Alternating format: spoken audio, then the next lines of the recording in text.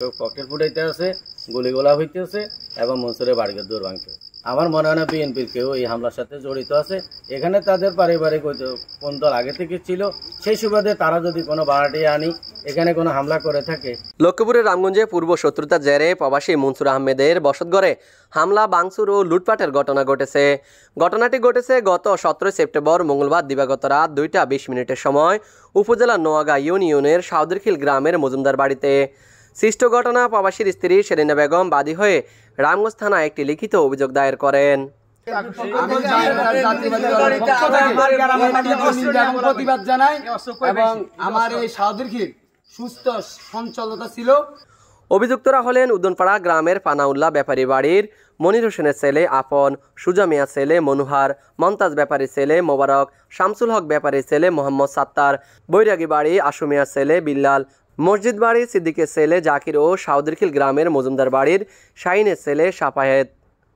রাত্রে 2টা বাজে হাঁকাওয়াজ করছে, হাঁকাওয়াজের টাইমে কিন্তু আমি ছিলাম না, কিন্তু আমি যখন আপনার পরক্ষণে আসলাম যে তারা হাঁকাওয়াজ করি চলে যাইতেছে আপনার ঘর লুটপাট করি, তখন 1 নম্বর হইল মনে করেন যে আপনার মোবারক, 2 নম্বর হইল আপনার জাকির, 3 নম্বরে মনোহর, 4 নম্বরে সাফায়েত, 5 নম্বরে আপন, বুঝলেন?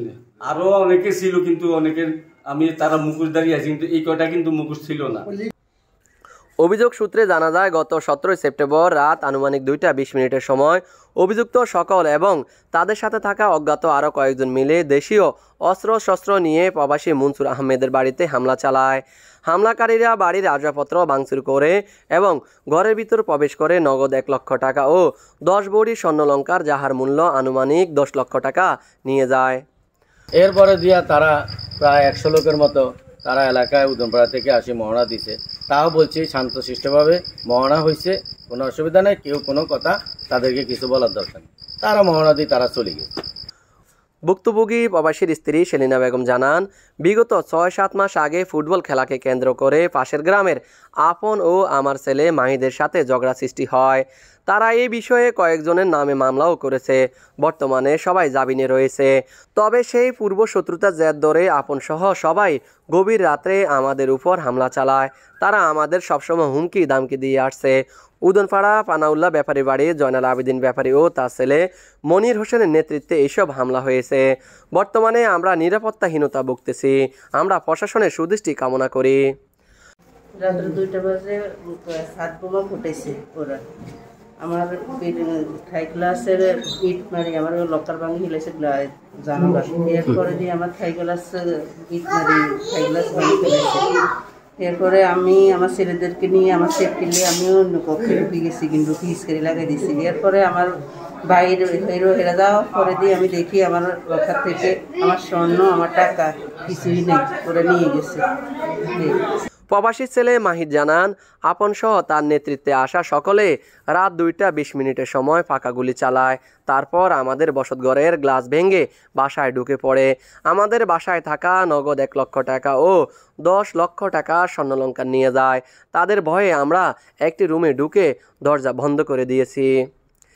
বাজিপুরায় তারপরে আমাদের এখানে গ্লাসে ইট মারে, তারপরে ওদের কাছে গুলি আছে, ওরা ফায়ার করে উপরে, মনে হয় 5 রাউন্ডের উপরে ফায়ার করছে।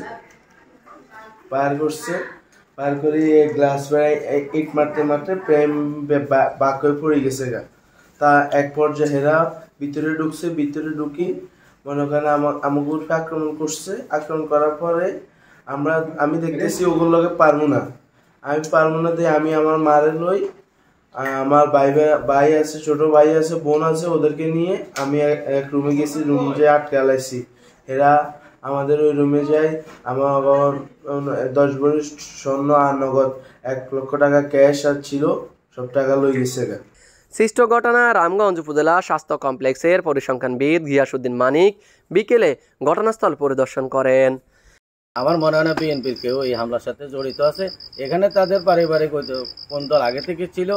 স্থানীয় মেম্বার শাহাবুদ্দিন জানান, পূর্ব শত্রুতার জেরে তারা এখানে হামলা করেছে।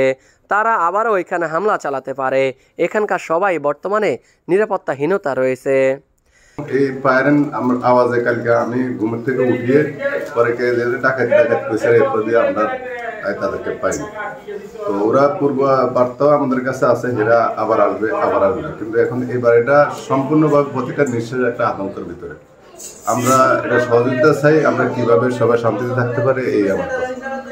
এলাকাবাসীর পক্ষে আব্দুল মন্নান কামার, মফিজুল ইসলাম সহ অনেকে জানান, দীর্ঘদিন থেকেই অভিযুক্ত আপন সহ সকলে বারবার এখানে হামলা চালানোর চেষ্টা চালিয়ে যাচ্ছে। মঙ্গলবার দিবাগত রাতে ফাঁকা গুলির আওয়াজে আমরা এলাকাবাসী আতঙ্কিত। তবে এই ঘটনার সাথে উভয় এলাকার কোনো বিএনপির লোক সংযুক্ত নয়।